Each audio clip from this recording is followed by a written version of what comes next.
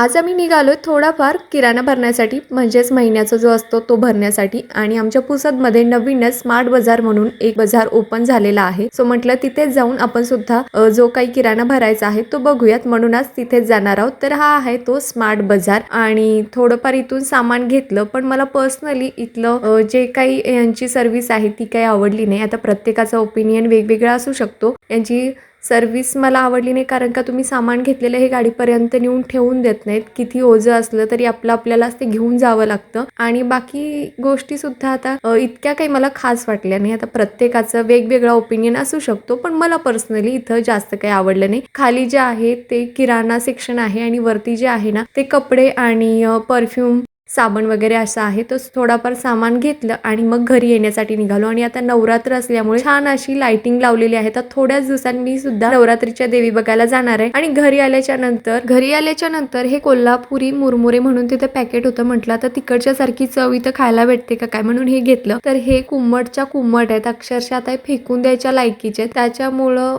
तर बाजार ठीक ठाक वाटला, असं काही जास्त खास वाटला नाही.